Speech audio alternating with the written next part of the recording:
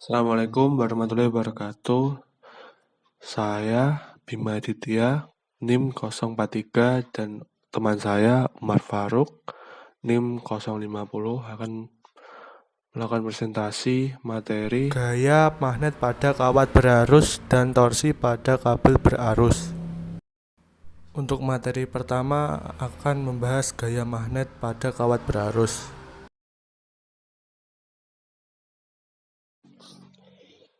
gaya magnet pada kawat berarus.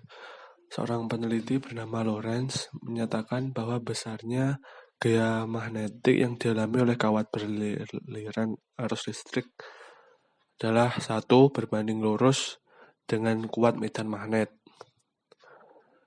2.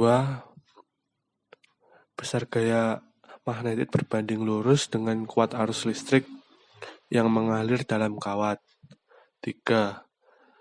Gaya magnetik berbanding lurus dengan panjang kawat penghantar. 4. Gaya magnetik berbanding lurus dengan sudut yang dibentuk arus dengan arah induksi magnet. Next. Ketika sebuah kawat dengan panjang L dialiri arus listrik sebesar I dan diletakkan pada suatu magnet sebesar B, maka akan timbul gaya Lorentz pada kawat tersebut. Dengan mengkombinasikan gaya Lorentz dan definisi arus listrik, maka dapat dihitung besarnya gaya Lorentz pada kawat tersebut, yaitu F sama dengan dalam kurung N kali G kali A kali V tutup kurung kali L kali B kali sin theta. Karena N kali G kali A kali V sama dengan I, maka dapat disederhanakan menjadi F sama dengan I kali L kali B kali sin theta. Nah, untuk keterangannya F sama dengan gaya magnet, N sama dengan jumlah muatan, dan G adalah muatan itu sendiri, A adalah luas penampang, V adalah kecepatan, I adalah arus, L adalah panjang, B merupakan medan magnet, dan sin theta adalah sudut yang terbentuk di antara B dan I. Untuk medan magnet yang keluar akan dilambangkan dengan titik atau dot. Untuk medan magnet yang masuk akan dilambangkan dengan cross atau tanda silang. Berikutnya, arah gaya Lorentz dapat ditentukan dengan menggunakan kaidah tangan kanan pada gambar di bawah ini. Ibu jari menunjukkan arah arus listrik atau I, 4 jari lain menunjukkan arah medan magnet atau B, telapak tangan menunjukkan arah gaya Lorentz atau F. Besarnya sudut alfa tidak mempengaruhi arah gaya Lorentz karena arah gaya Lorentz selalu tegak lurus dengan arah arus listrik dan medan magnetik. Jadi sin 90 derajat sama dengan 1. Jadi tidak berpengaruh.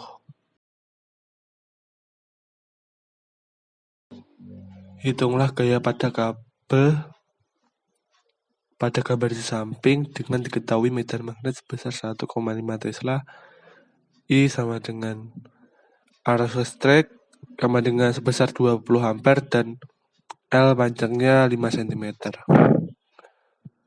Langsung saja menggunakan rumus F tadi sama dengan arus listrik kali luas kali B medan magnet kali sin theta.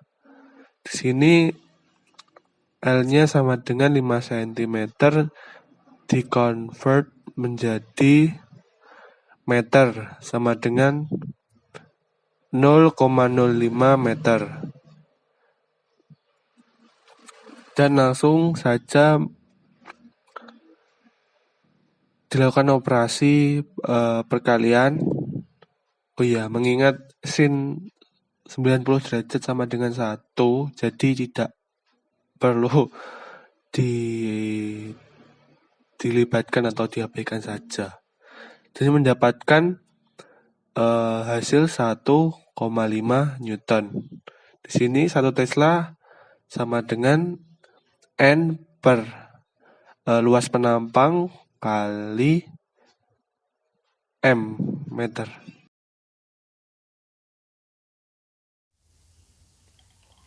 Materi selanjutnya yaitu torsi pada kabel berarus. Seperti yang kita ketahui, motor atau yang bisa disebut juga dinamo adalah contoh paling umum dari penerapan gaya magnet pada kabel berarus. Ketika arus mengalir kabel, akan dihasilkan gaya yang memutar poros dan menjadi torsi. Dengan kaidah tangan kanan, menurut kaidah tangan kanan, dengan memasang magnet dan loop seperti pada gambar di samping, sistem akan menghasilkan torsi pada sumbu horizontal dan 0 gaya pada sumbu vertikal. Torsi didefinisikan dengan R kali F kali sin theta, dengan R adalah jarak antar kabel berarus, F adalah gaya, dan theta adalah sudut antara garis tegak lurus yang ditarik dari dua kabel dengan magnet, dan B adalah gaya medan magnetnya.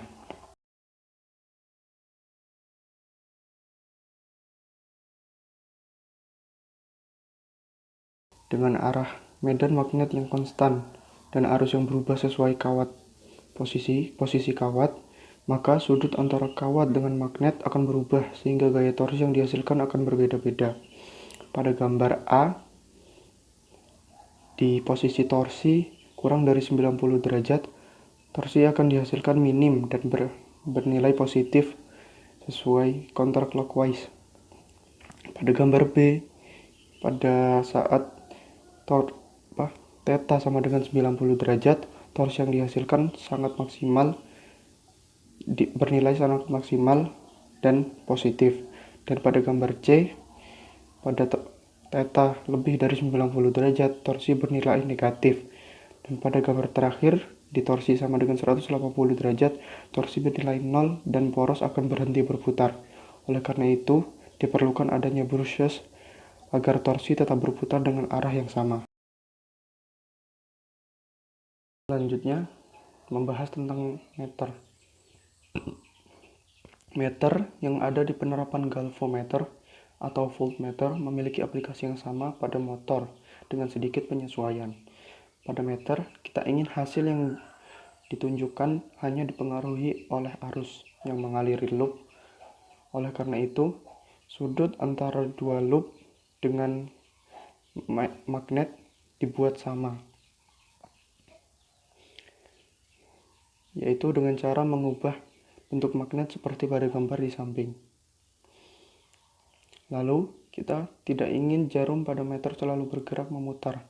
Oleh sebab itu, harus ditambahkan sebuah spring yang sesuai untuk menahan jarum. Dan untuk mendapatkan hasil yang akurat, kita harus mendapatkan torsi sebesar mungkin dari arus sekecil mungkin dengan cara menambahkan ukuran luas penampang loop, menambah gaya medan magnet, dan menggunakan kawat dengan resistensi tinggi. Next. Selanjutnya kita punya contoh soal. Carilah torsi maksimal pada loop yang memiliki 100 lilitan dengan bentuk loop persegi yang memiliki ukuran 100 cm di setiap sisinya yang dialiri oleh arus 15 ampere dan medan magnet yang bernilai 2T. Strateginya, torsi pada loop hanya akan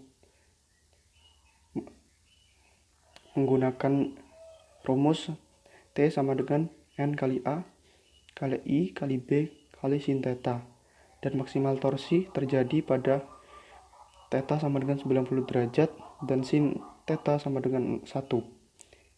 Pengerjaan, untuk sin theta sama dengan 1, maksimum torsinya sama dengan T max sama dengan N kali I kali A kali B.